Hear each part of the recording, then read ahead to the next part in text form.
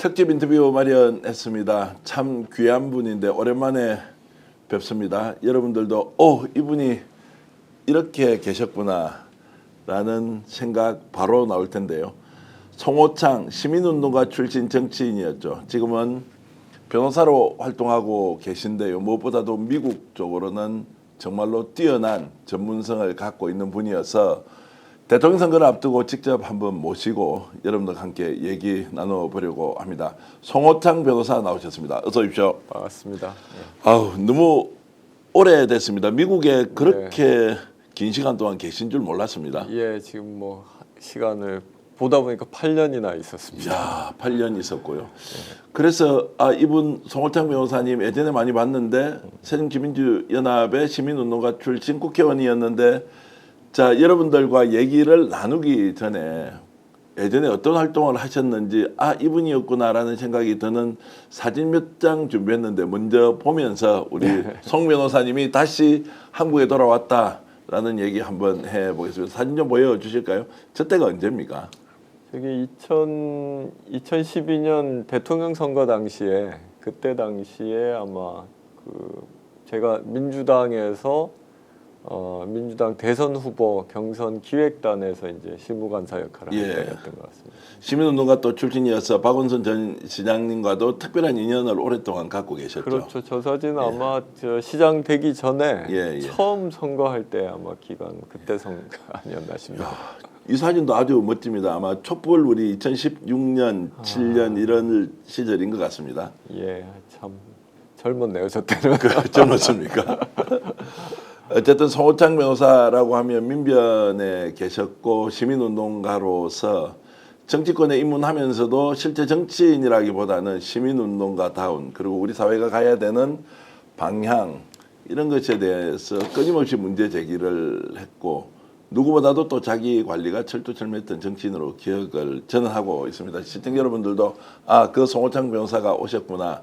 얼마 전에 MBC 손석희 사장이 진행하는 질문들이라는 프로그램에서 이제 또 한미 관계와 관련된 이런 깊이 있는 토론을 저는 아주 인상 깊게 봤는데요. 그 내용도 잠시 후에 여러분들과 함께 실제로 한국과 미국의 관계가 어떻게 지금 재구성되어야 하느냐, 특히 트럼프 행정부와 한국의 관계, 또 이재명 대통령이 된 이후에 새로운 정부와 또 관계 설정 이런 게 매우 중요한 이슈여서 그 내용도 여러분들과 함께 재밌게 얘기 나눠보겠습니다. 자, 변호사님, 지금은 정치인보다는 이제 실제 법률가로 완전히 돌아가신 거죠? 예. 다시 변호사로 복귀를 한 상태입니다. 조금 전에 8년 동안 미국에 계셨다고 했는데 어디에서 어떤 일을 주로 하셨습니까? 미국 워싱턴에서 그 AI 기술을 활용해서 정치 전문 미디어로 전 세계 60개 국가의 국가 정책을 분석하고 그걸 기반으로 해서 정부의 리스크를 해칭해주는 매니지먼트를 하는 것을 컨설팅하는 그런 피스컬 노트라는 회사에서 동아시아 전략본부장 역할을 하고 왔습니다. 제가 피스컬 노트라는 회사를 보니까 어마어마한 회사더라고요. 그냥 단순히 컨설팅 회사가 아니고 이미 소속돼 있는 기자만 해도 이렇게 전문적으로 분석한 사람이 300명이 넘고 또 미국 뉴욕 증시에 상장이 돼 있는 회사고 또 AI 기술을 기반으로 전 세계 국가를 상대로 서비스하는 글로벌 기업이더라고요. 야, 여기에서 이제 동아시아 전략본부장을 하셨다. 지금 이제 우리한테도 이제 익숙한 챗GPT-4 사업자용 비즈니스용으로 쓰고 있는 그 챗GPT-4를 만들 때 오픈 AI가 전 세계 14개 파트너 회사와 같이 협업을 해서 이 모델을 만들었는데 거기서 정책 데이터를 활용해서 비즈니스를 하는 그런 파트로는 지금 이제 피스컬 노트하고 오픈 AI가 같이 만든 작품이라고 보면 됩니다. 실제로 이제 그런 이제 최첨단의 기술력도 보유하고 있는 회사고. 기술과 데이터 원래 이제 이 회사는 실리콘밸리에서 시작이 된 이제 그 AI 회사이고요. 그 회사가 미국에서 제일 오래된 CQ라는 그 정치 전문 미디어, 롤콜이라는 미디어를 이제 인수 합병을 하면서 지금은 워싱턴에서 정치부 기자만 한 300명 가까이가 네. 지금 의회와 백악관의 전담으로 이제 취재를 해서 미디어를 만들고 있죠. 그러면은 이제 지난 8년 동안 미국의 시각으로 전 세계 중요한 국회 또는 의회의 정책적 방향이 어떻게 되는지 예, 또 예. 그것이 미국 의회에서 만드는 법안과 상관관계가 어떻게 되는지를 전문적으로 분석하는 일을 그렇죠. 하셨으니까 예, 예. 무엇보다도 미국의 관점에서 우리나라를 바라보는 것은 지금까지 우리가 전문가들 보통 한국 기준으로 미국과 어떤 네, 관계냐. 네, 근데 미국의 시각으로 이제 대한민국 정부를 맞습니다. 바라보고 국가를 이해하는 데는 송 변호사님의 말씀이 굉장히 중요하다는 생각이 드는데 네. 그러면 최근에 다시 한국으로 돌아오신 겁니까? 어떻게 해야 됩니까? 예, 작년 말에 이제 피스컬 노트에서는 지금 현재 시니어 어드바이저 타이틀로 일정한 뭐 이슈가 있을 때 자문하는 정도로만 하고 예. 현재는 다시 이제 한국에 들어와서 이제는 한국 정부와 한국 기업들을 위해서 미국의 정치 과정, 그다음에 정책을 만드는 과정이 어떻게 되고 있고 이것이 한국 정부나 기업의 비즈니스를 하는데 이 미국 정부의 그 리스크를 어떻게 하면 이 매니지먼트를 할 수 있는지 이런 것을 컨설팅하는 그 미국 정책 분석 작업을 지금 하고 있습니다. 그래서 지금 현재는 법무법인 대륙 아주의 이제 미국 전략본부장으로 예. 최근에 이제 업무를 맡으셨던데 오늘 이제 이렇게 모신 게 네. 우리 방송 녹화를 하고 난 뒤에 여러분들이 이렇게 직접 대면을 하고 있는 순간에는 이제 미국으로 이미 이제 들어가 계실 것 같은데 예, 예. 내일 출발하고. 예. 자 그러면은 이제 변호사님이 미국으로 다시 돌아가서 한 2개월 정도는 네. 이제 한국과 미국의 관계가 어떻게 돌아가는지에 대해서 제대로 이제 이렇게 분석도 하고 리포트도 하실 것으로 아는데 예, 예. 혹시 그 일이 그러면은 이제 법무법인 대륙 아주에서 해야 하는 일 이런 것이냐 아니면 실제로 지금 민주당과 이재명 또 정부로 예상되는 다음 신정부와 관련돼서 뭔가 조언도 같이 하시느냐 이런 것들이 좀 궁금하긴 합니다. 일차적으로는 저희 이제 뭐 그 제가 속해 있는 법무법인에서의 업무로 네. 일단 출장을 가는 거고요. 가서 이제 저희 클라이언트들에게 미국 정부의 정책에 대한 분석 보고를 하고 앞으로 어떻게 대응해 나가야 될지 컨설팅을 하는 업무가 이제 한 가지가 있고 또 한 가지는 이제 또 그 워싱턴에서는 한국 대통령 선거 기간의 이 변화 과정 그다음에 앞으로 누가 될지는 모르지만 차기 정부가 구성이 됐을 때 트럼프 정부의 정책과 어떻게 이제 보조를 맞출 수 있는지 이런 한국 대선에 대한 설명과 토론 요청이 있어서 미국 현재 워싱턴에 있는 몇 개 싱크탱크와 그 디스커션 자리가 있어서 그것도 같이 할 예정입니다. 예. 그러면 지금 이제 변호사님이 지난 8년 동안 미국에 계셨기 때문에 트럼프 1기 행정부도 4년을 그렇죠. 하셨고 예. 또 바이든 행정부와도 4년을 예. 했기 때문에 지금 굉장히 중요한 정보를 많이 갖고 계시겠다는 생각이 들고 예, 그렇습니다. 처음에 이제 한국에서 제가 2016년 5월 말에 이제 임기가 끝나자마자 2달 후에 바로 이제 워싱턴으로 갔고 그때 당시가 힐러리 클린턴하고 도널드 트럼프가 이제 이 2016년 말에 선거를 하고 있던 그 기간이라서 미국 선거는 어떻게 이루어지고 있고 유권자들은 또 대통령을 어떻게 선택하는지 이 정치 과정을 좀 보러 갔었는데 결국은 이제 당시에 트럼프가 당선이 됐고 트럼프 4년 동안의 임기를 쭉 그 가까이에서 그리고 이제 이 정치 전문 미디어의 기자들과 그 워싱턴의 이 싱크탱크 안에서 어떤 얘기가 어떻게 돌아가는지를 이제 좀 내부적으로 잘 보는 경험을 했고요. 또 바이든 정부 4년을 또 그 공교롭게 그 4년 동안을 다 보게 돼서 공화당 4년, 민주당 4년 이렇게 경험을 좀 다 하게 됐습니다. 저도 이제 궁금한 게 많아져서 질문으로 바로 들어가 보겠습니다. 실제로 우리가 트럼프 행정부 2기 또는 그 전에 트럼프 대통령이라는 인물에 대해서 제대로 잘 알고 있느냐? 괴짜다. 그리고 예측 불허다. 문제 이런 정도. 그리고 미국은 오로지 돈밖에 없다. 이렇게 좀 약간은 대통령이긴 하지만 네. 좀 폄훼한다는 표현 좀 그렇긴 하지만 그렇죠. 어쨌든 좀 낮춰보는 듯한 예. 이런 게 있는데 실제 트럼프는 어떤 사람입니까? 일단 뭐 트럼프가 실제 어떤 사람이냐 하는 거하고 한국 사람들이 한국 정부가 또 트럼프를 어떻게 보느냐는 또 좀 다른 문제인 예. 것 같은데 뭐 여러 가지 지금 이제 한국의 정서나 특히 동양적인 시각에서 보면은 지도자로서는 상당히 이해가 안 가는 그런 그 행태를 많이 보이죠. 실제로 트럼프 1기 때 국가안전보좌관을 했던 존 볼튼이 3월 말에 이제 어디에 인터뷰를 하면서 가까이서 같이 일해본 트럼프는 국가 이익보다는 사익을 우선시하는 사람이다. 그리고 아주 이 뭐라 그럽니까? 이 즉흥적이고 도발적으로 어떤 의사결정을 하기 때문에 상당히 위험한 지도자다라고 이제 얘기를 하는데, 물론 그것은 조금 이제 가려서 들어야 되는 것이 어차피 트럼프 대통령에 의해서 해고가 됐던 사람이라 예. 아무래도 좀 부정적인 평가가 많을 거고요.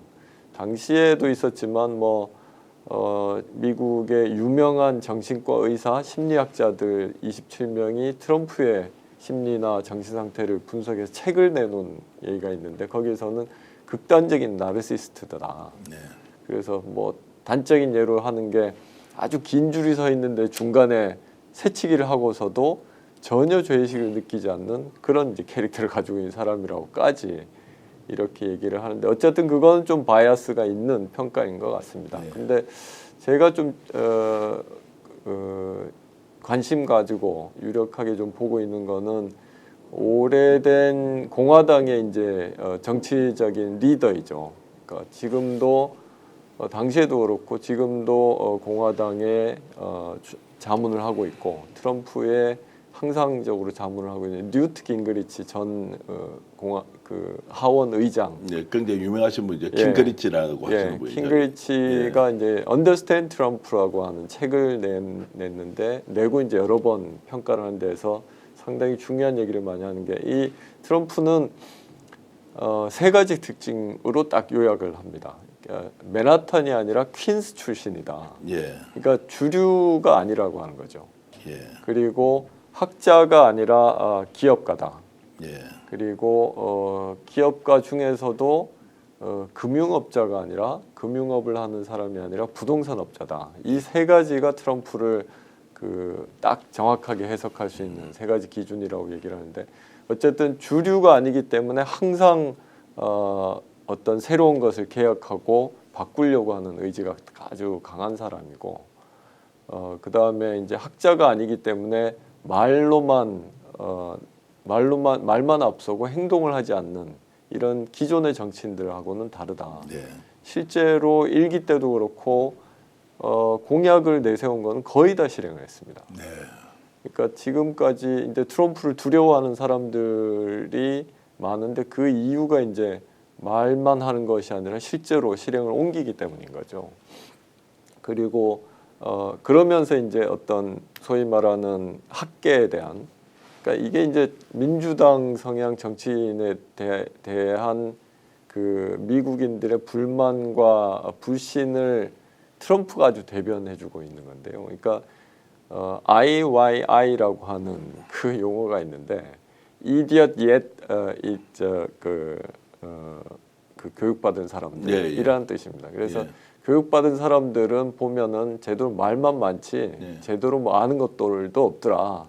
트럼프가 그 와튼 스쿨 출신이지 않습니까? 그 유명한 아이비리그의 와튼 스쿨 출신이면서도 자기가 와튼 스쿨에 가서 배운 거는 명문대 출신 중에 똑똑한 사람 아무도 없다는 거를 내가 배운 거다. 이렇게 얘기를 하는 정도입니다. 그러니까 아주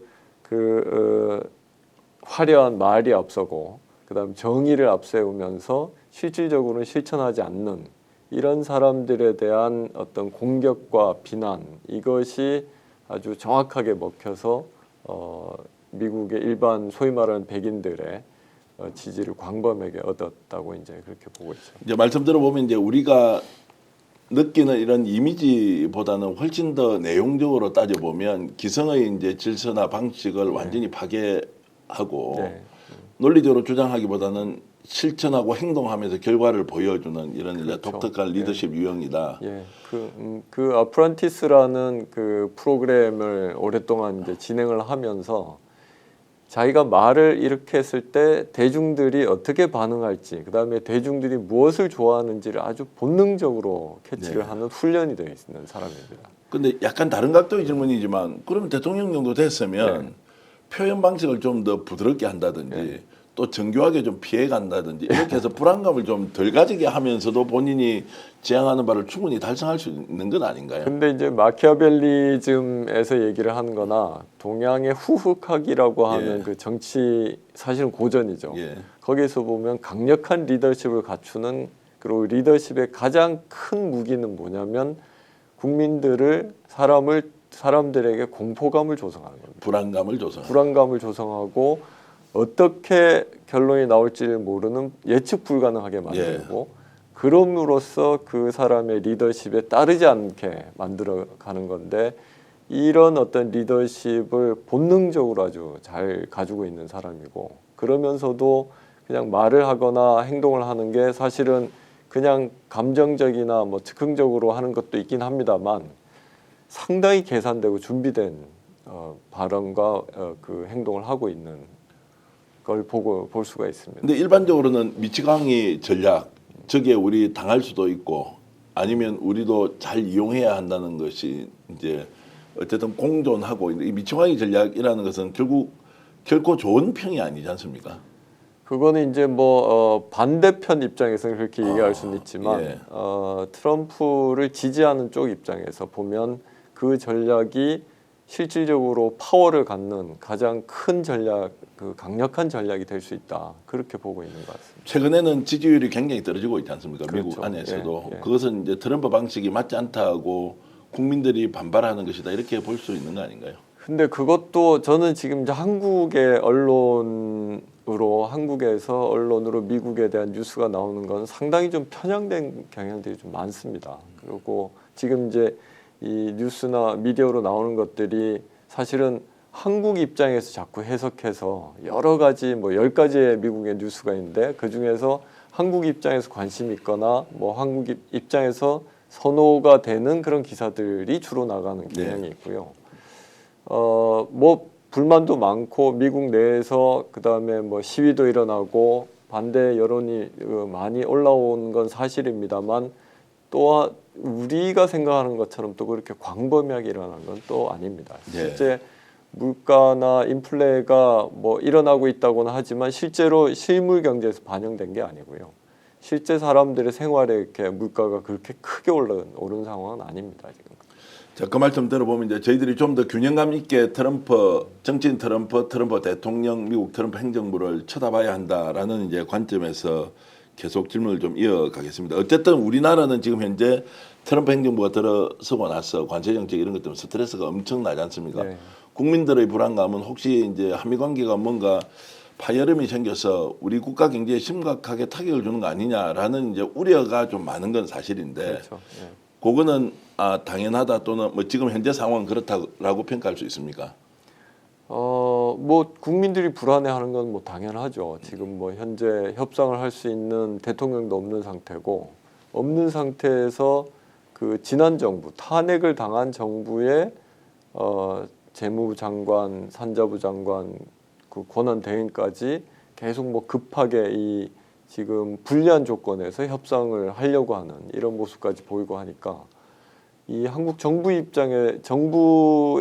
어떤 그 행태나 태도를 보더라도 좀 불안한 요소가 분명히 있고, 또 한편으로는 미국 그 트럼프 정부가 이때까지와는 다른, 특히 트럼프 1기 때와는 완전히 다른 관세 정책으로 지금 전 세계적으로 거의 뭐 관세 폭탄을 터뜨리고 있는 상황이기 때문에 당연히 불안할 수밖에 없죠. 근데 이렇게 불안할수록 그 이 정책을 통해서 궁극적으로 하려고 하는 것이 무엇인지, 그다음에 이런 정책을 핵심적으로 컨트롤하고 있는 키 플레이어가 누구인지, 그리고 의회는 여기에 대해서 어떻게 반응하고 있는지를 미국 내부의 사정을 아주 꼼꼼하게 정확하게 볼 필요가 있고요. 그래서 정보 수집을 하고 분석을 하고, 그다음에 이런 어떤 미국의 정책을 결정하는 데에서 정책 결정자들 중에 한국의 입장을 반영시킬 수 있도록 하는 사람들을 만나야 되는 거고요. 만나서 설득을 하고 그러니까 한국과 미국 모두를 위해서 어떤 정책이 바람직한 것이고 나중에 새로운 정부가 만들어졌을 때 어떻게 했을 때 한미 관계 이건 동맹뿐만 아니라 통상 무역 관계에 있어서도 서로 아주 긴밀하게 연관되어 있기 때문에 이런 종합적인 문제를 해결할 수 있도록 지금일수록 미국의 내부, 워싱턴 내부가 어떻게 움직이는지 누가 실제로 핸들링하고 있는지를 파악하는 것이 어느 때보다 중요하죠. 냉정하게 이야기하면 누가 키맨인지 또 어떤 방향인지 우리 정부 또는 지금 현재 이재명 이제 후보가 대통령이 될 텐데 우리나라가 잘 알고 있습니까? 전혀 모르고 있는. 전혀 모른다. 전혀 모르고 있다고 하고 지금 워싱턴에서 실제 그 백악관에 이 정책을 핸들링하고 있는 사람이 백악관의 경제자문위원회 스티븐 마이런이라는 예. 그 의장이 실제 전체 그림을 그리고 그다음에 관세 쪽은 지금 이제 USTR 미국 무역 대표부의 제이미슨 그리어가 이제 핸들링을 하고 그다음에 이번에 이 관세 정책의 특징은 예전과 다르게 단순히 통상 무역 협상이 아니라 이건 국가 안보 글로벌 그 안보 체제를 연계해서 시스템을 완전히 바꾸겠다고 하는 그런 정책이거든요. 예. 그래서 이 국방부의 이 정책을 실질적으로 핸들링하고 있는 정책 차관이 지금 이 문제를 핸들하고 예. 있습니다. 그러면 최소한 이 세 사람이 어떤 정책을 가지고 어떤 생각을 가지고 이때까지 해왔고 앞으로는 어떻게 할지를 파악을 해야 되는데 단적인 예로 사실은 그 최근에 지난주였나요? 기재부 장관하고 산자부 장관이 2+2 협상을 하겠다고 워싱턴을 갔었죠. 예, 예. 협상 내용은 뭐 아직까지 구체적으로 확인은 안 돼 있습니다만 거기에 한국의 국가안전보장 안보실 차장이 이제 김태우 차장이 갔죠. 따라갔었죠. 예, 예. 따라가서 백악관에 이제 국가안보 부보좌관 알렉스 웡을 만나서 폭넓게 한미 외교 관계에 대해서는 협의를 하고 그런 그 이후에 뭐 상황에 대해서 정리를 하고 왔다 이렇게 뭐 성과가 있는 것처럼 이렇게 발표를 했죠. 예. 사진도 찍어서 예, 내고 예. 그랬는데 저희 이제 워싱턴 팀에서 벌써 한 달 이전에 확인하고 있는 정보로는 알렉스 왕은 이제 백악관에서 해고당할 위기에 있는 사람이다. 예. 그래서 동아시아 쪽을 전문하고 있는 사람이긴 하지만 그 알렉스 왕은 지금 실권이 거의 없는 상황이라고 하는 게 저희들이 이미 이제 다 조사를 하면서도 알고 있는 상황인데, 그러니까 해고당할 사람하고 만나서 사진 찍고 협의하고 왔다는 겁니다. 그만큼 한국 대통령실의 국가안전 안보실조차도 그렇게 정보력이 지금 취약한 상황이라는 거죠. 정보력이 취약한 것이 이제 아는 사람이 그 사람밖에 없으니까 떨어졌는지 안 떨어졌는지 확인도 하지 않고 일단 만나서 뭔가 이제 성과를 낸 것처럼 뭐 좀 퍼포먼스 같은 거를 한 거 아닌가라는 생각이 좀 들고요. 지금 백악관 내부는 소위 말하는 마가 그룹이라고 하는 예. 그 아주 초강경 미국 우선주의 예. 그 그룹과 전통적인 네오콘이라고 하는 보수주의 예. 이 그룹 간의 그야말로 이 전쟁 상황입니다. 지금 예. 이 안에서 계속 키플레이어들 간의 정책을 누가 주도하는지에 따라서 그 상황이 지금 바뀌고 있는 중인데 예. 이번에 그 국가안전보좌관 그 와이츠하고 그다음에 NSC의 핵심 인물들이 전부 다 해고가 됐어요. 예. 그러니까 핵심 인물 중에 이제 국방 안보국장 그다음에 정보국장 그다음에 정책국장을 비롯해서 핵심들이 전부 다 해고가 됐고 그다음에 안전보좌관 와이츠가 해고가 됐고 그러면서 또 그 뒤에 그 알렉스 왕도 다 이제 해고가 된 상황이죠. 예. 이게 마가 그룹에서 실질적으로 이제 밀려난 거거든요. 예. 그 해고가 되기 바로 불과 얼마 전에 그 로라 루머라고 하는 마가 그룹의 아주 이 보이스가 아주 큰 인플루언서가 예. 있는데 팟캐스트를 진행하면서 음모론을 퍼뜨리고 있는 아주 대표적인 사람이죠. 예. 그 사람이 바로 직접 백악관 오벌 오피스 대통령이 집무실에 가서 트럼프와 독대를 합니다. 그리고 그 자리에 안보실장 무슨 뭐 비서실장 이런 사람들이 다 있는 자리에서 누구는 중국으로 정보를 리킹하고 있다라는 얘기를 하고 있고, 대표적으로 이제 알렉스 웡의 와이프가 그 부인이 그 부모가 이제 홍콩에 있는 그 고위 언론 그 통신사의 이제 고위 임원인데, 그 와이프를 통해서 이 백악관 내부 정보가 유출되고 있다라는 혐의를 계속 이제 유출을 하면서 알렉스 왕을 지금 해고를 해야 된다 하는 얘기들이 이미 한참 전부터 돌던 얘기거든요. 어쨌든 미국 정부 안에 백악관 안에서도 심각한 권력 투쟁 그렇죠. 또는 주도권 싸움이 이제 치열하다는 맞습니다. 것을 전제로 이제 좀 말씀을 나누고 싶은데, 일단 우리 시청자 여러분들이 좀 이해를 하기 쉽게, 네. 그러면 트럼프 행정부가 지금 현재 관세 정책 그걸 뛰어넘어서 오히려 국가 안보까지 직접 연결한다는 부분을 네. 설명을 좀 해주시면 왜 이렇게 하는지 네. 먼저 좀 알아보고 우리가 이제 대처를 어떻게 할 건지 좀 논의를 더 진행하겠습니다. 일단은 지난 선거 때 이제 헤리티지 재단에서 만든 트럼프의 정책, 뭐 트럼프의 정책이라고도 이제 소개를 했던 것이 프로젝트 2025라는 문서를 만든 것이 있는데, 거기에 각 분야별 이제 정책들이 다 들어가 있습니다. 거기에 관세 통상 무역 그 분야를 담당한 사람이 피터 나바로라고 하는, 그러니까 1기 때의 그 경제 자문위원을 했었고, 그 사람의 기본 논리가 그대로 지금 이제 현재 백악관 그 국가경제자문위원회의 의장을 맡고 있는 그 마이런의 보고서에 그대로 나와 있는 거죠. 이게 2018년도 그러니까 트럼프 1기 때 관세 정책을, 그때도 마찬가지로 관세를 올려서 중국을 압박을 하고, 그때는 중국이 사실은 손을 들었죠. 그러면서 위안화를 조율을 하고 그러면서 관세를 올린 것이 미국의 물가 인상으로 반영이 되지 않았기 때문에 실제로 뭐 관세 인상으로 인한 세수 확보는 되고, 그다음에 그 물가는 그대로 유지가 되는 이런 상황이 이제 돼서 이 정책을 다시 이제 반복한다는 겁니다.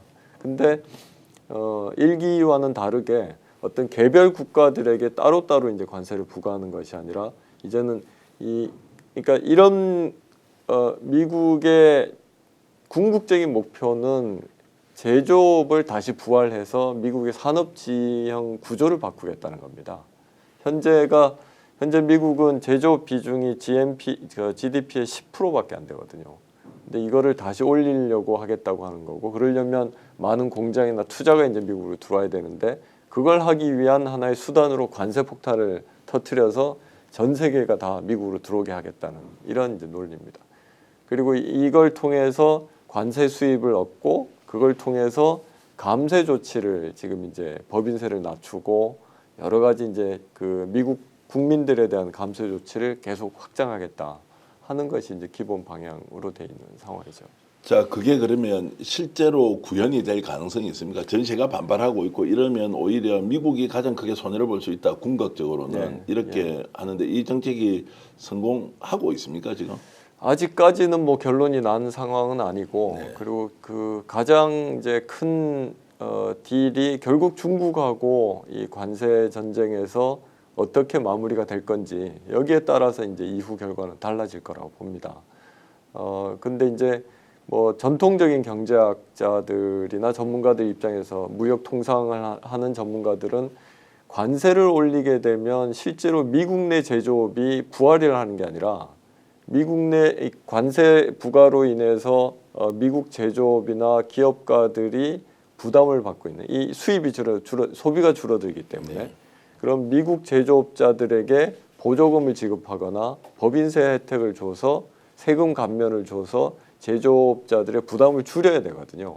근데 그렇게 되면 제조업이 경쟁력이 약화가 되는 거죠.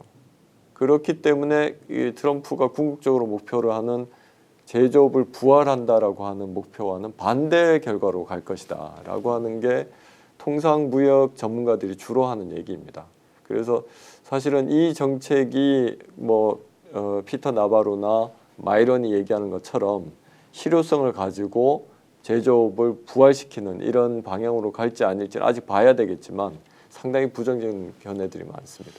혹시 그 국가 안보가 직결되는 것이다. 네. 그 안보의 기본적인 그 일종의 프레임 구조를 바꾸는 것이다. 이 말씀은 좀 설명해 주시면 어떤 겁니까? 관세 지금 지난 4월 2일 날 이제 전 세계 185개 국가를 상대로 해서 관세 책정을 해서 발표를 했죠. 거기 한국을 25%로 책정을 한 것이 미국 입장에서 한국의 관세가 50%이기 때문에 그래서 절반으로 책정해서 뭐 25%만 부과한다라는 논리였지 않습니까? 근데 사실은 한미 간은 FTA 체결 국가이기 때문에 무관세 국가입니다. 네. 그러니까 제로거든요. 그러면은 그 전통적인 관세 국가들의 이제 관세 기준이 아니라 다른 기준이 들어가 있는데 이게 50%를 책정한 게 비관세 장벽을 기준으로 한 겁니다. 그러니까 이때까지 매겨져 있는 몇 프로의 관세가 아니라 예를 들면 무슨 뭐 한국에서 농업인들에 대한 농업 보조금, 그 다음에 수출 진흥 자금 이런 것들이 전부 다 무역 장벽이고 미국 입장에서 봤을 때 그리고 안보 그 한반도의 안보를 위해서 주한미군을 파견하고 유지하고 그 다음에 뭐 미군이 항상 한반도 주변을 그 안보 조치를 취하면서 들어가는 비용 이런 거를 전부 다 포함시켜서 50% 책정해 놓은 거죠. 네. 이 말이 지금 이제 통상 무역의 문제와 안보 문제를 서로 연결을 해가지고 한꺼번에 지금 풀겠다고 하는 그 논리입니다. 그래서 그냥 통상적인 무역과 통상 기준으로 25%는 어떤 기준으로 불합리하니까 이거는 얼마로 삭감해야 된다. 이 논리가 통하지가 않는 거죠. 근데 FTA를 하고 있으면 양국 간에 이제 그 의회에서 국회에서 다 이제 조약을 체결했는데 그렇죠. 네.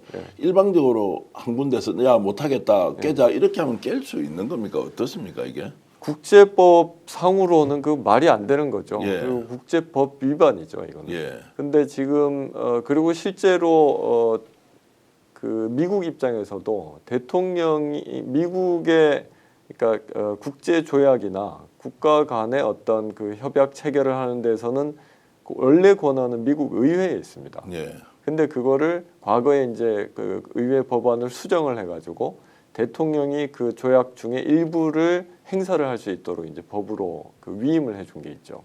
지금 그 권한을 가지고 행사를 하는 건데 사실은 미국 의회가 공화당이 다수당이 아니라 민주당이 다수당이면 이렇게 할 수는 없습니다. 민주당에서는 그 대통령의 어떤 그런 조치에 대해서 의회가 이제 브레이크를 걸 수가 있기 때문에 근데 현재 공화당이 상하원이 다 공화당이 그 다수당이기 때문에 그런 어떤 뒷 배경을 가지고서 그냥 밀어붙이고 있는 거죠.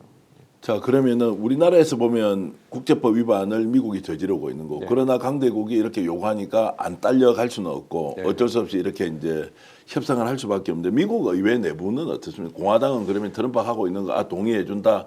일단 지지해 줄게 지켜보자 이런 분위기입니까? 일단은 지금까지는 그런 분위기입니다. 예. 지금까지는 그러니까 1기 때 하고 지금 트럼프 2기가 다른 것이 1기 때만 하더라도 공화당 내부에 상당수의 이제 트럼프 견제 세력이 있었고 그리고 이제 소위 말하는 네오콘 기존의 이제 보수파가 상당 부분이 있었는데 지금 2기 트럼프의 의회에서의 특징도 공화당이 거의 대부분이 지금 트럼프 측으로 지금 돌아가 있는 그런 상황이죠. 근데 지금 내년 11월이 중간 선거가 있습니다. 네. 그러면 내년 11월 중간 선거에서 의회 구성이 이제 다시 바뀔 수가 있는데 그때까지 지금 분위기로 보면은 공화당의 해당 지역구에서 트럼프의 정책에 불만이 있는 사람들이 계속 늘어나면서 그러면서 이제 미국 공화당 의원들 중에 트럼프 정책에 대해서 반대 목소리를 내는 사람들이 조금씩 나오고 있습니다. 지금 이게 대표적인 것이 아이오와주 같은 경우에 거기가 주로 이제 농업 생산을 통해서 그 농장이 제일 많은 지역인데 거기서 콩, 옥수수 같은 이런 그 농산물 그 생산을 제일 많이 하는 데입니다.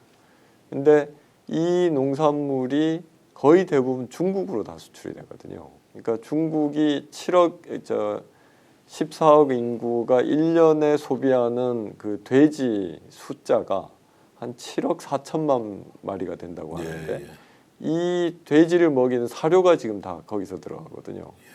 근데 중국은 이때까지 관세 정책에 대해서 아무 말도 하지 않으면서 이미 1월 달에 미국으로부터 들어오는 콩과 이 옥수수 수입을 1월 달에 그 앞으로 예약 수입하는 걸 전부 다 중단시켰어요.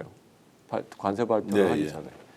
그러니까 바로 이제 아이오와 주에 있는 전통적인 트럼프 지지를 했던 이 사람들이 트럼프의 관세 정책 때문에 자기들이 이제 죽게 생겼으니까 이제 공화당 의원들에게 컴플레인을 하는 거고, 그럼 공화당 의원들이 트럼프의 이 관세 정책에 대해서 중국을 이렇게 밀어붙이는 거에 대해서 반대 의견을 내게 되는 거죠.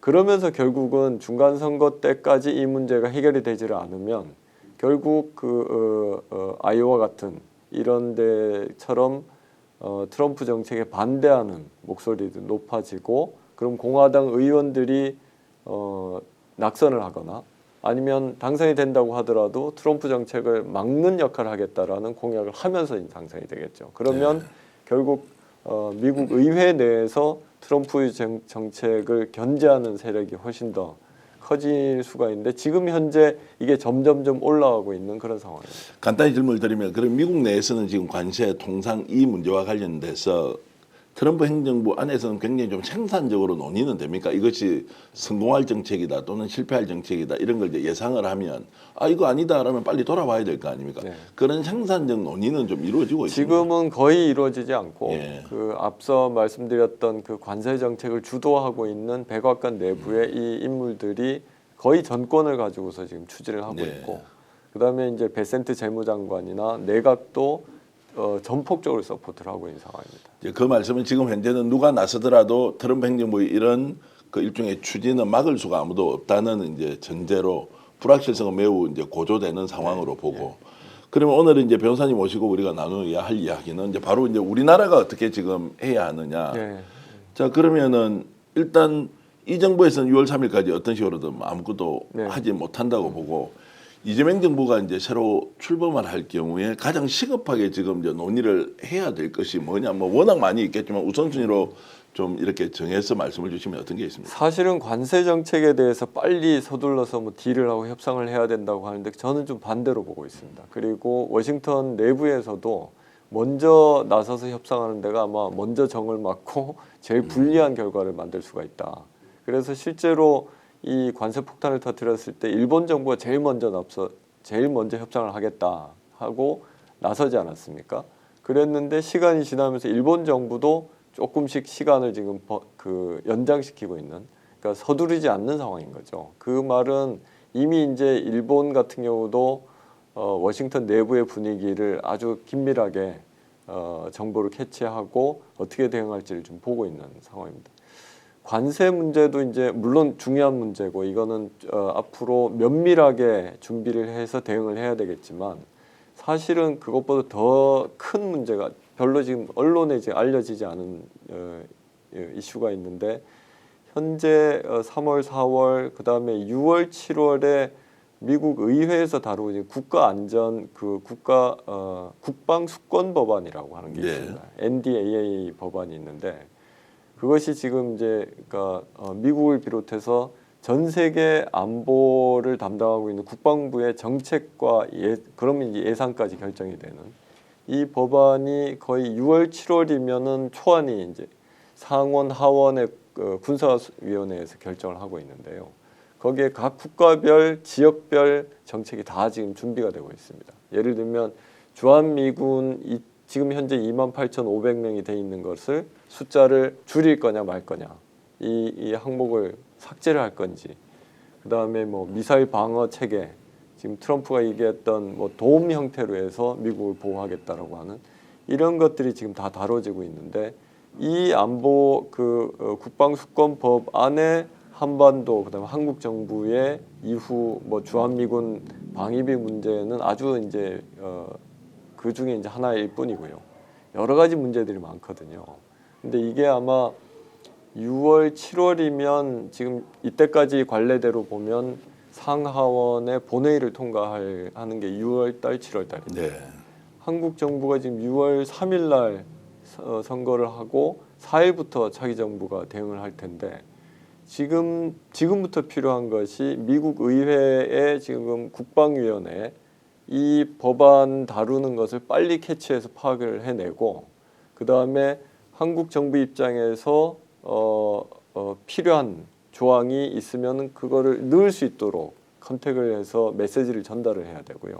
제가 좀 부끄러운 질문인데 네. 그 내용은 지금 우리 정부 또는 지금 신정부가 파악을 하고 있긴 합니까? 전혀 못하고 있다고 봅니다.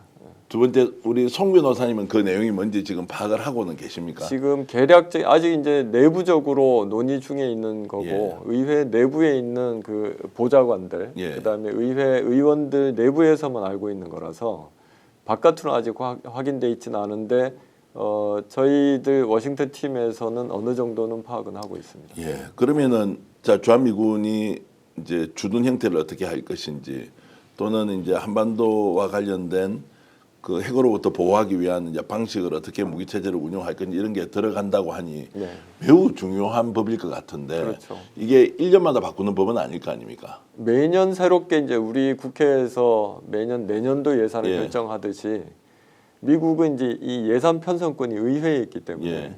국방부 그러니까 모든 연방 정부에서 각 정책과 예산안을 전부 다 이제 국회 미국 의회로 받아들이고 그다음에 그걸 참고해서 자체적으로 이제 예산 편성을 하는 거죠. 예. 그래서 매년 그거는 만들어지죠. 크게 변화가 올 것 같습니까? 아니면 파악을 하고 빨리 우리 정부의 견해를 전달해 주는 것이 더 중요하다.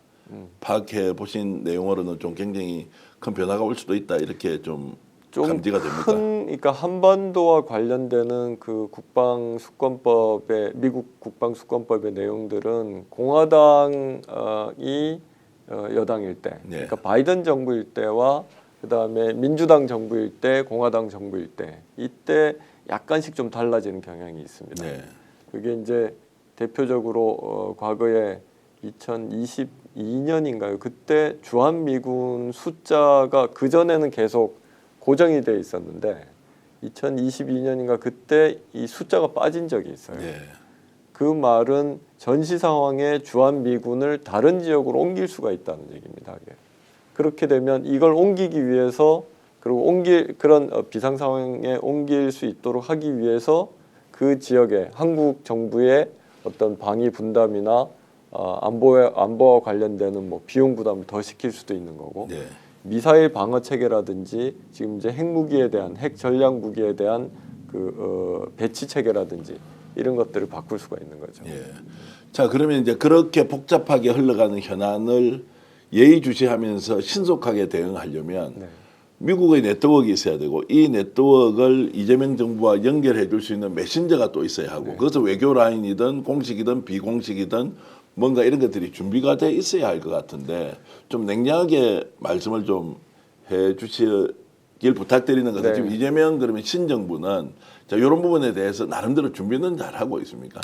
글쎄요, 제가 뭐 이재명 후보 캠프 내부에서 안보팀이 어떻게 움직이는지는 제가 지금 직접은 몰라서 잘은 모르겠습니다만 현재 그 역할을 해야 되는 건 주미 대사관이죠. 네. 주미 대사관이고 워싱턴에 파견 나가 있는 여러 공공기관들이 미국의 워싱턴의 주요한 정책 결정권자들의 움직임을 파악하고 또 한국 정부를 대표해서 어떤 메시지를 전달하는 걸 해야 되는데 제가 8년 동안 그 미국 의회와 백악관 내부에서 경험한 것은 정말 속이 아주 새까맣게 탈 정도로 속상하게 그래요.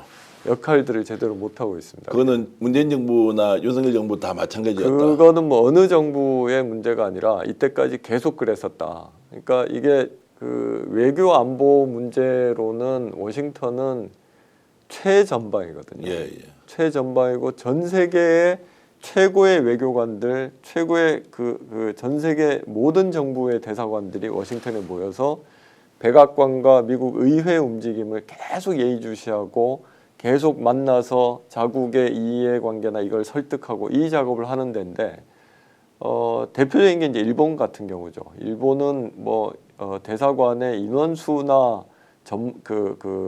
공무원들뿐만 아니라 이 사람들이 훨씬 많습니다. 많기도 하고 오랫동안 장기간 많기도 근무하고. 많고 예. 그다음에 뭐 사사카와 재단이라고 하는 민간 재단에서도 싱크탱크 역할을 예. 하면서 돈과 인력을 어마어마하게 이제 풀고 있죠. 그렇게 일본 대사관들은 정말 그 최전선에서 전쟁을 하는 심정으로 이 총칼을 들고 무장해서 나가는데 제가 본 한국 대사관은 그 전쟁터에 골프채를 가져가는 거예요. 예. 그러니까 이상하게 한국에서는 거기 뭐 주미 대사관 같은 경우는 한국의 정부의 각 부처에서 가장 에이스들이 가장 실력 있는 사람들이 워싱턴 대사관으로 파견된다고 얘기를 하는데 그렇게 훌륭한 사람들이 이상하게 워싱턴만 가면은 어떤 정보 수집이나 이걸 제대로 일을 잘 못하는 상황이 생겨요. 단적인 예로 어떤 한반도 이슈나 뭐 중요한 그 미국 의회나 싱크탱크에서 거의 매일 수십 개, 수백 개의 청문회가 일어나고 컨퍼런스가 생기고 정책을 계속 토론하는 자리가 계속 일어나거든요. 일본 대사관 제가 이제 가깝게 지내는 일본 대사관이나 언론인들이 있는데 이 사람들이 항상 저한테 하는 얘기가 그런 자리에 한국 그 대사관의 사람들을 본 적이 없다고 얘기합니다. 네. 그러니까 그러면 정보를 어디에서 지금 찾는 건지. 그러니까 아까 우리 그 대통령실의 국가안보실의 차장이 엉뚱한 사람을 만나서 건드려진 사람 사진 찍고 찾아가서 만나고, 온 것처럼 그렇게 정보 수집이 이제 허술한 거죠. 한꺼번에 모든 것을 해결할 수 없지만 이재명 정부가 이제 들어서게 되면 이제 무엇부터 이제 바꿔 갈 거냐 이게 매우 이제 정치적으로 중요한 네. 이제 과제가 앞에 놓여 있는 것 같습니다. 좀 제안을 해주시면 어떤 게 있습니까? 제일 중요한 것은 그러니까 워싱턴에서 한국 대사관인 한국을 보면서 하는 얘기가 한국 사람들은 한반도 천동설에 갇혀 있는 것 같다는 얘기를 합니다. 네. 그러니까 세상이 한국을 중심으로 돈다고 생각하는 거죠. 그러니까 자신들 입장에서 보이는 것만 보고 보이지 않는 거는 보지 않거나 인정하지 않거나 그 말이 아주 단적으로 지금 앞으로 이제 어떻게 바뀌어야 되는지 이것을 좀 보여주는 거라고 생각하는데 일단 미국 그게 뭐 상대국이 어디든지 간에 특히 미국 같은 경우는 미국 그 정부 입장에서 어떤 정책을 왜 어떻게 만들고 있는지 그리고 누가 이 정책을 핸들링하고 있는지를 그 입장에서 일단 봐야 되고요. 그 다음에 한국 입장에서 봤을 때 이 미국의 정책이 어떤 영향을 미치는지 이렇게 이제 계산을 해줘야 되는 거죠. 그래서 제일 중요한 것은 지금까지 뭐 수십 년 동안 한국의 주미 대사관을 비롯해서 외교 라인이 한반도 천동설에 갇혀서 워싱턴에서 일을 했다면 이제는 정말 전쟁터의 최전선에 나가서 완전 무장을 한 상태로 외교 안보 정보를 취합하고 그 관계를 열어야 된다 하는 그런 시스템 자체를 좀 바꿔야 되지 않을까 싶습니다. 결국 이제 대통령이 어떤 역할을 하느냐가 매우 중요할 텐데 이제 현안에 대한 학습 능력이 탁월한 사람이 이제 이재명 후보라고 다들 얘기하지 않습니까? 지금 우리 송 변호사 말씀 이런 것들이 전달되기만 하면 이것이다 이거 바로 해결할 수 있겠다 없겠다 판단 내릴 수 있는 분이라고 저는 보는데 그러면서 지금 김현정 이제 그 통상교섭본부장이 지금 이제 합류를 하고 있지 않습니까? 이런 걸 보면 이재명 후보가 이 문제를 빨리 캐치해서 제대로 대응을 할 수 있다 없다라는 부분은 지금 어떻게 전망을 하십니까? 그래서 이제 뭐 제가 그분들이 어떤 정책을 어떻게 해왔는지에 대해서는 뭐 정확하게 잘은 모르는 상황이라서 어떤 평가를 할 수 있는 입장은 아닌 것 같은데 일단 워싱턴 입장을 제가 전달을 드리면 특히 미국 그 워싱턴에서는 정부와 의회 쪽에서는 한국 민주당에 대한 불신이 상당히 큽니다. 아 그렇습니까? 그리고 전반적으로는 아까 말씀드린 것처럼 뭐 이게 한국의 이 보수당이든 민주당이든 다 이제 한반도 천동설에 갇혀 있다라고 하는 생각을 하고 있고 정보 취합이나 상황이 어떻게 되는지에 대해서 잘 모르고 있다고 하는 게 일단 기본이고요. 그러니까 미국의 정책이 어떤 내용인지 그리고 어떤 배경에서 어떻게 하려고 하는지에 대해서 잘 모르고 이제 계속 한국 측 주장만 한다는 얘기죠. 그게 하나가 있고 그 다음에 지난 문재인 정부 때 외교 라인에 대한 불신도 상당히 큽니다. 잘했다고 우리는 알고 있지만 실제 그렇지 않다는 거네요. 그러니까 뭐 잘한 부분도 있고 예. 공과가 있겠지만 일단 워싱턴 입장에서는 상당히 부정적인 그 생각이 반응이 되게 많습니다. 그 워싱턴 입장이라고 하는 것은 이제 워싱턴 의회, 민주당, 공화당 공이 다 그렇죠. 한반도, 민주당, 공화당 의원들뿐만 아니라 일단 외교 관계를 주로 담당하고 있는 미국의 예. 국무부의 관료들이 상당히 불신이 크고요. 예. 그리고 실제 이제 협상을 하거나 한반도 외교 안보 문제를 담당을 하게 되는 국무부나 국방부, 그다음에 백악관의 그 관료들의 인식이 아주 부정적인 거죠. 그래서 지금 이제 뭐 새로운 정부가 나오고 그다음에 6월 3일까지는 어떤 식으로든 외교 안보 정책을 이제는 보여줘야 될 텐데 이 보여주는 것이 현재 그러니까 탄핵당한 문재인 정부의 외교 정책과는 어떻게 다르고 또는 윤 정부가 취했던 외교 정책 중에 유지할 것은 무엇이고 버릴 것은 무엇인지 지난 문재인 정부 때와는 또 어떻게 다르고 어떻게 같은지 이것을 선명하게 보여주는 것이 제일 필요합니다. 근데 윤석열 정부의 외교 안보 정책에 대해서 미국 쪽에서는 어떻게 보냐면 그야말로 한마디로 보면 그냥 호구로 보고 있습니다. 호구로. 예. 어떤 입장도 없고 어떤 주장도 없고 그냥 미국 쪽에서 얘기를 하면 그냥 다 받아들이는 거라고 생각을 하고 있어요. 사실상. 전혀 까다로워하지 않는다는. 까다로워하지도 않고 협상을 물론 이제 뭐 그거는 이제 좀 과장돼서 얘기하는 측면도 있긴 합니다만 전반적인 인식이 일단 그렇게 돼 있다는 거고요. 문 정부에 대해서는 어떤 계속 뭔가를 하려고는 하는데 신뢰를 할 수 없는 어떤 행태를 보인다라는 이런 불만들이 계속 나오고 있어요. 외교에서 뭐 참 신뢰라는 것이 오랫동안 쌓여야 하는 것인데 지금 미국에서 대한민국을 그렇게 보고 있다는 것은 좀 솔직히 충격적이네요. 그래도 큰 문제 없이 한미 관계가 잘 유지된다고 보수 정권이든 진보 정권이든 관계없이 잘 되고 있다라고 했는데 막상 현지에서 보면 전혀 그렇지 않다라는. 전혀 그렇지가 않고, 그러니까 이게 특히 워싱턴의 분위기가 한반도에 대한 인식이나 한반도를 얼마나 중요하게 생각하느냐에 대한 분위기가 몇 년 사이에 아주 크게 바뀐 상황입니다. 네. 지금. 트럼프 1기만 하더라도 사실은 북한에 대해서 상당히 중요하게 보고 있었거든요. 근데 지금 트럼프 2기에는 북한은 전혀 높은 수위에 있지 않습니다. 예. 무조건 지금 중국과 대만에 오히려 높은 수위의 이 프라이어리티를 가지고 있고 북한 주제는 거의 이제 밀려나 있는 상황이고요.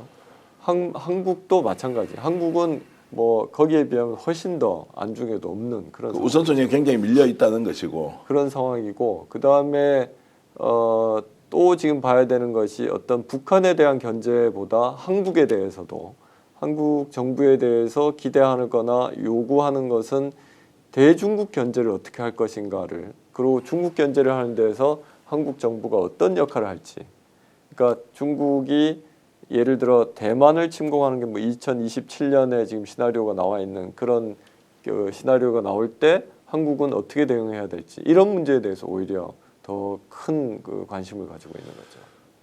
우리나라 여건인지라 뭐 미국 트럼프 행정부는 윤석열 내란 세력에 동조하느냐 아니면 비토를 하느냐 이제 이런 것이 오히려 더 관심이 많고 말씀 들어보면 미국은 이미 미국을 중심으로 움직이는데 대한민국은 우리가 한반도에 너무 갇혀서 상황을 정확하게 못 본다라는 부분은 굉장히 우려스럽기도 하지만 또 이재명 정부가 풀어야 할 과제 중에서 아주 우선순위를 앞에 두고 가야 한다는 생각이 드는데 자 그러면 이번에 이제 한 2개월 정도 가시면 그러나 저러나 원래 정책 성향으로 보면 이재명 정부를 도와야 되는 또 위치에 있는 것도 송 변호사님이 맞지 않습니까? 어떤 정부가 들어서든지 간에 한국 정부와 한국의 기업들이 좀 더 미국에서 자기 목소리를 낼 수 있도록 한국 입장을 설명을 해주고 그 다음에 미국의 관료들이나 의회 의원들이 오해를 하고 있는 게 있다면 그걸 이제 해명을 해주는 그 역할을 사실은 지금까지 해왔고 이제 앞으로도 지금 뭐 선거 기간 그리고 선거 이후에도 계속 할 예정인데요. 아까 말씀드린 대로 지금 차기 정부는 그 이전 정부들과는 어떻게 다르게 정책을 펴야 되는지도 설명을 해야 되지만 말씀하신 대로 현재 이재명 후보가 가지고 있는 안보 정책이 그리고 후보가 가지고 있는 아주 실용적인 그 외교 안보에 대한 관점이 예전과는 좀 다르게 그 다른 정책으로 나올 것이다. 그리고 민주당 만약에 이제 민주당 정부가 된다고 하면 한국의 민주당 정부가 예전처럼 지금 이제 미국의 어떤 뭐 국무부나 워싱턴 사람들이 얘기하는 것처럼 불신을 할 그런 대상이 아니라 실용적으로 접근해서 합리적인 타협점을 찾는다고 하면 믿고 같이 협상을 할 수 있는 파트너다라는 걸 지금 설득하고 설명할 예정입니다. 저 민간 연역도 그렇게 하지만 무엇보다도 중요한 것은 이제 그러니까 미국에 있는 한국 대사관, 네. 그거 다 외교부 직원들이지 않습니까? 네. 그리고 각 정부 부처에서 다 파견돼 나가 있는 네. 공직자들이 제일 먼저 이걸 해야 하는데 지금까지 그런 일을 태무침했다라고 하는 것도 이해가 잘 되지 않고 오히려 이런 부분을 이재명 정부가 출범하면 가장 먼저 공적 가장 라인을 먼저 해야죠. 최대한 네. 가동시켜서 상황을 일단 이해하는 것 그리고 대책을 어떻게 수립할지 이제 방향을 잡는 것 이럴 텐데요. 워싱턴 그러니까 백악관이나 미국 의회가 가장 귀를 기울이는 사람, 가장 기울이고 그다음에 물어보고 하는 사람은 가장 강력한 대사입니다. 예.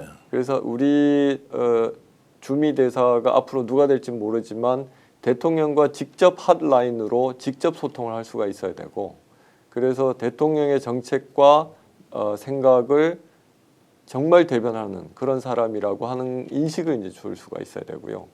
그 다음에 일본이 그 워싱턴에서 일을 잘하고 정보 수집을 잘하고 미국 의회나 정부와 커넥션이 좋은 것이 영어를 잘해서가 아니거든요. 일본의 대사들이나 뭐 물론 그 외교관들이 잘하긴 하지만 영어를 잘 못하더라도 그 충분히 이 진정성을 가지고 자국의 정책을 설명하고 그리고 거기에 대해서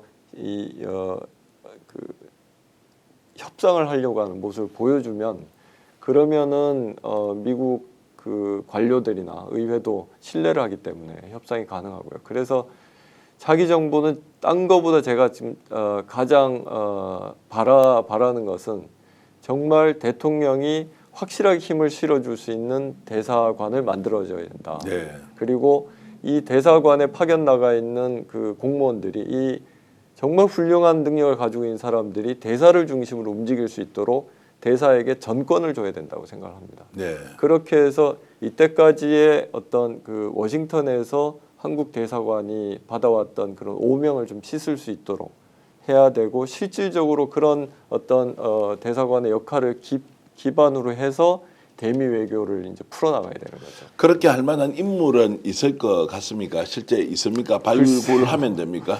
글쎄요, 제가 이때까지 뭐 제가 8년 동안 미국에 있으면서 봐왔던 걸로는 한국의 정치인들 중에 잠깐 비지팅 1년 정도 쉬러 온 사람들이 많았고요. 네.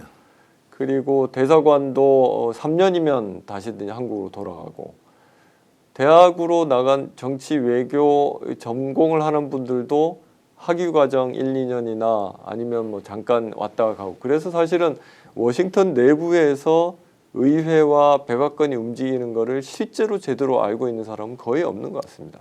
답답하기는 한데 그래도 이제 사람을 찾아서 보내야 할 때고 이재명 대통령 후보가 이 부분은 지혜롭게 해결할 수 있을 것이다. 그래야만이 지금 복잡한 문제를 좀 단순화시켜서 트럼프 대통령이 사업가인이 서로 이렇게 호흡이 잘 맞으면 복잡한 문제 아주 단순화시켜서 잘 풀 수도 있다는 생각인데 결국은 양 국가의 이익을 얼마나 이제 돈독하게 만드느냐 이제 이런 부분인 것 같고요.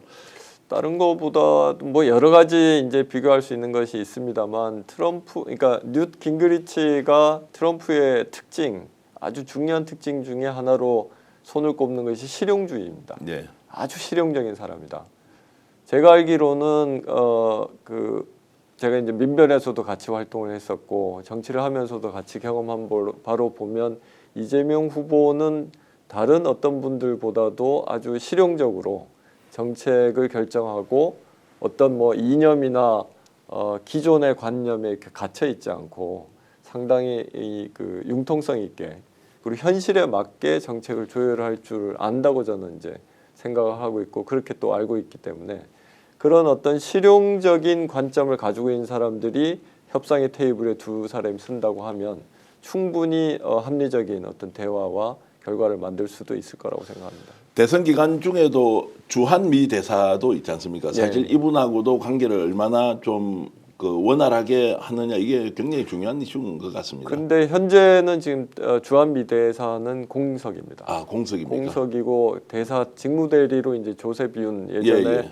한반도 그 미국 쪽 한반도 육자회담 대표를 했던 그분이 지금 이제 대리로 나와 있는 상황이거든요. 예. 그럼 그분하고 뭐 뭔가를 하더라도 이것은 책임 있는 뭔가 의견 전달 이런 것들은 좀 한계가 있다 이렇게 이제 지금은 보시는 거고. 아무래도 이제 바이든 정부 때 임명이 됐던 예. 분이고 트럼프에 의해서 임명이 된 사람이 아니기 때문에 뭐 저도 개인적으로 워싱턴에서 이제 몇 차례 만나서 얘기를 하고 어떤 성향이나 이런 건 알지만 네. 현재 지금 미국 정부의 입장을 현재 직무대리가 직접적으로 대변하고 있는 건 아닌 걸로 알고 있습니다. 그러면은 미 대사를 조만간에 임명은 하긴 합니까? 트럼프 행정부가? 그러니까 그 아직까지 지금 이제 트럼프가 취임한 지 100일이 넘었는데 예. 아직까지 한국의 대사를 임명하지 않는다. 후보도 아직 소개를 하지 않는다라고 하는 것이 워싱턴에서 한국의 위치를 얼마나 낮게 보고 있는지 중요하지 않게 보고 있는지를 아주 단적으로 보여주는 사례라고 봅니다. 그 말씀 참 들어보면 대한민국 대단한 나라라고 늘 자부심 갖고 사는데 미국이 우리나라를 이렇게 보고 있다라는 것 미처 알지 못했습니다. 하여튼 이것도 바꾸어서 또 더 개선해야 될 우리의 과제니까 오늘 송호창 변호사님 말씀 들으면서 공부도 많이 됐고요. 네. 야, 우리가 놓치고 있는 게 너무 많구나. 이재명 정부가 들었으면 할 일 굉장히 많겠다. 그러면서 동시에 송 변호사님이 미국 가셨을 때 네. 정말로 중요한 역할을 좀 많이 하셔야 된다는 이런 좀 의무감을 갖고 떠나시면 좋겠습니다. 네, 일단 지금 뭐 제가 미국 의회 쪽 사람들하고 그다음에 연방 정부 쪽은 사실은 외부인들하고는 접촉을 할 수가 없기 때문에 싱크탱크에 있는 한반도 전문가들 그다음에 미국 의회 상하원에 이 한반도 문제를 결정할 수 있는 영향을 미칠 수 있는 사람들에게 일단 적극적으로 좀 설명을 하려고 하고 있고요. 이 관세 정책으로 시작된 이런 혼란 상황에서 그냥 수세적으로 대응을 하고 그 25% 관세를 낮추려고만 하는 이런 것이 아니라 사실은 지금 트럼프도 수차례 얘기를 했습니다만 워싱턴에서는 그리고 세계적으로도 한국이 무역 규모가 이제 10위권에 있는 선진국이라고 다들 알고 있고 선진국으로서의 자기 역할을 해야 된다는 목소리를 계속 내고 있습니다. 그러면은 그 말은 역으로 한편으로는 한국 입장에서는 부담이기도 하지만 한국이 미국과 협상을 트럼프 정부와 협상을 하는 데 있어서 상당한 카드도 지금 가지고 있는 거거든요.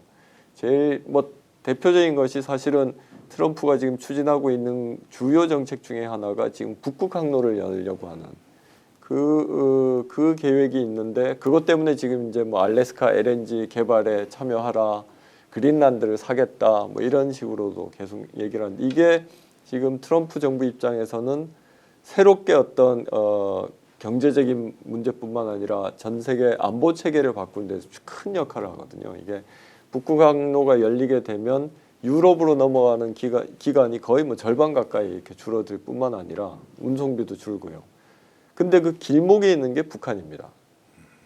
그러니까 북한이 지금 앞으로 이 그 북극 항로를 여는 데에서 어떤 역할을 할지가 중요한 이슈가 되고 있는데 여기에서 이제 한국 정부가 역할을 이제 해줘야 되는 거죠. 그 중국이 미국과 협상하는 데서 중요한 카드로 지금 사용하고 있는 것이 히토류 매장량 그리고 그 개발하고 정제하는 게 전 세계 95%가 지금 중국에서 나오고 있지 않습니까? 근데 히토류 매장의 전 세계 2위 국가가 북한입니다. 그리고 그 앞으로 조사를 더 해봐야 되겠지만 잠재된 매장량은 중국보다 더 많을 수도 있다고 얘기를 하는 그런 거고 지금 트럼프 정부에서 북한 개발에 눈독을 들이고 있는 것이 바로 그 천연자원 부분이거든요. 근데 히토류를 채굴을 하거나 정제하는 기술이나 이런 능력은 미국은 없습니다. 그 기술과 인력을 한국이 제공을 하고 미국이 자본을 대면서 북한의 경제 개방과 개발을 하는데 협력을 이제 할 수가 있는 거예요. 이런 것이 바로 지금 관세 압력을 가하는 거에 대해서 우리는 이런 카드를 가지고서 단순히 이제 뭐 그 통상 문제뿐만 아니라 이런 역할을 할 거기 때문에 FDA 원래 원칙대로 관세는 무관세로 하고 이런 미국이 이 북한 개발을 하는 데서 참여할 수 있도록 그리고 그 결과를 수익을 나눌 수 있도록 해준다. 그래서 한반도 동아시아 지역의 새로운 어떤 경제권을 만드는 데서 중요한 역할을 하겠다라고 하는 것을 가지고 충분히 협상을 할 수가 있을 거고요. 그런 내용을 정책을 가지고서 백악관을 설득하고 의회를 설득을 해야 되는 거죠. 실제로 이 문제는 3월 말에 그 핀란드 대통령 스텀 대통령이 그 비공개적으로 마랄라고를 방문해서 트럼프와 그 협의를 한 내용 안에도 좀 들어있는 내용입니다. 핀란드가 전 세계에서 이제 이 빙하를 깰 수 있는 쇠빙선을 만드는 게 거의 80% 이상이 핀란드에서 나오는데 현재 쇠빙선이 러시아는 40척 이상이 있고 미국은 2척밖에 없습니다. 그래서 북극 항로를 여는 걸 돕기 위해서 핀란드가 미국에게 쇠빙선을 지원할 테니까 실질적으로 이거를 개발을 하고 그다음에 러시아 우크라이나 전쟁을 종전시키면서 이제 북한 개발에 같이 연결할 수 있도록 이런 내용들이 지금 계속 오고 가고 있는 중이거든요.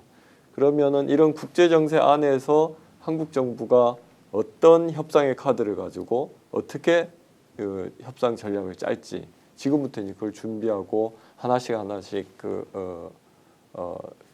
네트워크를 만드는 작업을 해야 되는 거죠.